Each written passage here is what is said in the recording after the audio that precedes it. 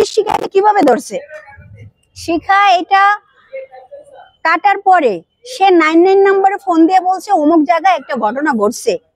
তারপর পুলিশ বলতেছে যে আসলে আমরা তো ওই গ্রামটা চিনি না, আমাদেরকে একটু সাহায্য করেন, দেখায় দেন।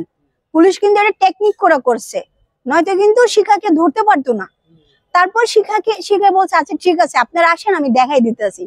কিন্তু এই যে শিখা এটা কিন্তু বুঝতে দেয় নাই পুলিশে, সাধারণ জনগণ হয়ে কিন্তু সে এই কথাটা বলছে। তারপরে কোনোভাবে ম্যানেজ করে আপা একটু আসেন দেখাই দেন এটা বলে বলে ওরা হাতে ধরছে। ধরার পরে তারা 3 ঘন্টা চেষ্টা করে তারপরে তার ওই অঙ্গটা তার থেকে পাইছে। সে দিবে না, কোনোভাবেই দিবে না। তখন হচ্ছে গিয়া সে পুলিশের কাছে একটা স্টেটমেন্ট দিছে যে তুমি এই কাজটা কেন করছো। আপনারা তো অনেকেই শুনছেন, পুলিশের যে বক্তব্য আছে অনলাইনে শুনছেন না, অনেকে শুনছেন না, শিখাকে গতকালকে কোর্টে উঠানো হয়েছে। তখন কিন্তু মূল বিষয়টা আমরা জানবো, কারণ কোন সাংবাদিককে ওর ওখানে ঢুকতেই দেওয়া হয় না। আপনি খুব কাছের লোক, আমরা দুই একজন কাছের লোক, আমরা জাস্ট দেখা করতে পারি, কথা বলাও নিষেধ। অবশ্য সুস্থ হলে আমরা কিন্তু এটা আসল সাকিবের মুখ থেকে শুনতে পারবো। সবাই কেমন আছেন? আশা করি ভালো আছেন। আসলে আমরা বেশ একটা ভালো নাই, সবই তো দেখতে পাচ্ছেন যে কি অবস্থা চলতেছে। আসলে আমি কিন্তু একজন সিনেমার মানুষ, আর সিনেমার মানুষে আমি এখানে কেন আসলাম এই কথা আর এইগুলো নিয়ে তো আর আমার এটা বিষয় না। কিন্তু মানবতার দিক থেকে চিন্তা করলে দেখা গেছে যে তারা আমার অনেক কাজ করেছে, আলাদা তাদের সাথে আমার একটা সম্পর্ক ছিল, একটা হাই হ্যালো করতো, ভাই বোনের সম্পর্ক ছিল। ছেলেটার অবস্থা দেখে খুবই খারাপ লাগছে, ওই সূত্র ধরে কিন্তু আমার একটু আশা এখানে। আর ফার্স্ট টাইম যখন ওর ভাই যেদিন ঘটনাটা ঘটে সকালবেলা আমাকে ফোন করছে, করার পরে আমি এখানে আসলাম। আসার পরে আমি নিজের থেকে যতটুকু পারছি, মেডিকেলে ডাক্তার মাক্তার যারা আছে, হয়তো আর্থিকভাবে আমি সহযোগিতা করতে পারি নাই, আর এমনি আদার্স যতটুকু পারছি আমি চেষ্টা করছি তাদের জন্য। এখন তুমি আসার পরে লাইভ করতে জানাইছো, ওখান থেকে কিন্তু নিউজটা কিন্তু আমি করছি। তুমি যদি না আসতে একজন মানবতার হিসেবে কিন্তু মানুষের পাশে দাঁড়ানো কিন্তু আমাদের এখন উচিত দায়িত্ব, সেখান থেকে আসো। কিন্তু বিষয় হচ্ছে যে এখন তুমি দেখলা কি অবস্থা পরিস্থিতি। তোমরা অনেক সময় দেখবা আমি একটু হাসি, আবার অনেক সময় দেখবা যে আমার মন খারাপ হয়ে যায়। কারণ কি, এই জিনিসটা আমি 2 বছর ধরে দেখে আসতেছি।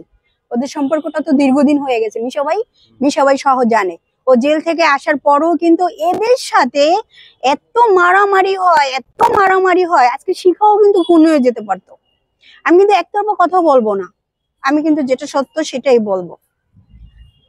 এই যে ঘটনাটা ঘটছে, সাকিব যে বক্তব্য দিছে পুলিশের কাছে যে তার স্থান কে কাটছে সে দেখে নাই, কিন্তু পুলিশে কিন্তু বের করছে শিখাকে, মানে শিখা লুকায় রাখছে।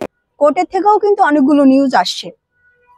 শিখার বক্তব্য হয়েছে যে ওর যে মেয়েটা আছে ওই মেয়েটাকে সে তার বাবার কাছে দিয়ে দিছে, দিয়ে দেওয়ার পরে ওই মেয়েটা ওর মার কাছে বেড়াতে আসছে 2 দিনের জন্য। আসার পরে তো ওদের ঘর তো ভাঙাচুরা, এখনো ঠিক হয় নাই, দরজা মরজা লাগানো হয়নি। তো ওই মেয়েটার ভাই আর ওই মেয়েটা একসাথে ঘুমাইছে বিছনায়। ঘুমানোর পরে ওই সাকিব নাকি গিয়া ওই মেয়েটার শরীরে আবার হাত দিছে। হাত দেওয়ার পরে ওর ভাই ওকে মারছে, সাকিবকে মারছে। ওই মেয়ের বয়স কত? বাচ্চা মেয়ে, শিখার যে মেয়েটা। একবার আমি বলি আগে সবই তো মিথ্যা, কিন্তু চোখে যেটা দেখতেছি যে সাকিবের সাথে যেটা হচ্ছে এটা তো আমরা দেখতেছি। এখন তো শিখা বাচ্চার জন্য এটা করবে, কিবা নাও হতে পারে, আমরা তো দেখিনি ভাই, না দেখে তো আর কিছু বলতে পারবো না। শিখার যে বক্তব্য সেই বক্তব্যে দেখা গেছে এখন সাকিব ভুক্তভোগী, উল্টা সাকিব কিন্তু এখন ফেসে যাবে। আরো কেন ফেসে যাবে? ওই মেয়ে মামলা দিচ্ছে যে তাকে ধর্ষণ করার চেষ্টা করছে দ্বিতীয়বার। একবার তাকে ধর্ষণ করছে, আবার তাকে ধর্ষণ করছে, এই কারণে তার ভাই সাক্ষী দিছে। এমনকি ওই মেয়ে সহ কেঁদে কেঁদে কোর্টে গিয়ে বলছে, পুলিশের কাছে বলছে তাদের স্টেটমেন্ট।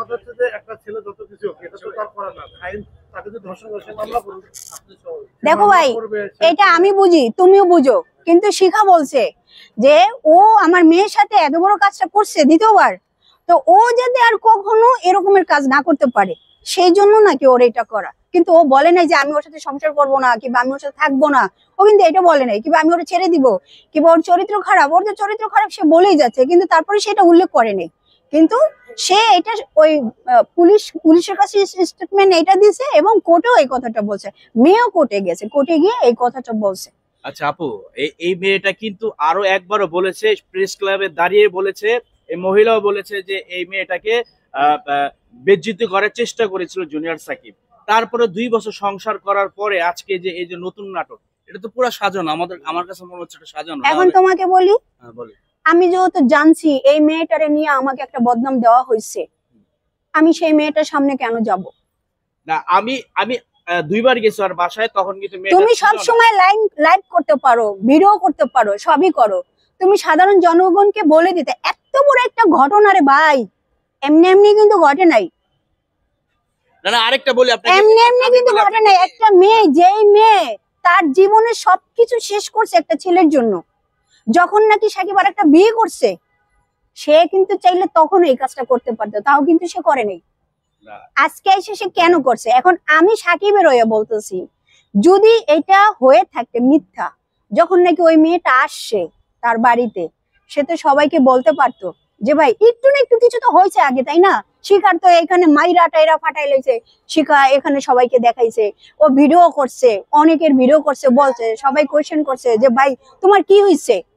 তো সাকিব তো এই কথাটা বলতে পারতো যে ভাই দেখো, এর মেয়েটাকে দ্বিতীয়বার আনা হয়েছে, আমাকে আবার ব্ল্যাকমেল করতে চাচ্ছে, কিংবা এরকমের একটা কিছু, তোমার সাথে একটা বড় ধরনের ঘটনা ঘটবে, তুমি কি কিছুটা বুঝবা না? তুমি বুঝবা তো, তুমি ক্লিয়ার কেন করো নাই? আচ্ছা আমি একটু কথা বলি আপনাকে। তারপরে তো তার ভাই ছিল, তার ভাইকে সে সাথে সাথে নিয়ে যেত তার বাড়িতে, শিখার সাথে সে শেয়ার করতে যে তুমি এই মেয়েটাকে এখানে কেন নিয়ে আসছো। এটা আমি ভাইয়া একতরফা বলি না, আপনি শুনে বলছেন। শিখা আমার পরিচিত, সাকিব আমার পরিচিত। শিখা একটা মেয়ে, সাকিব একটা ছেলে, কিন্তু আমি যেটা শুনছি, শোনার কথা আমি বলতেছি, সত্য হতে পারে, মিথ্যাও হতে পারে। এটা তো অবশ্যই মিথ্যা। মামলার কারণে সাজানো হয় অনেক কিছু। এটা তো এই মেয়ে, তুমি কেমনে বুঝলা মেয়েরা মিথ্যা কথা বলে?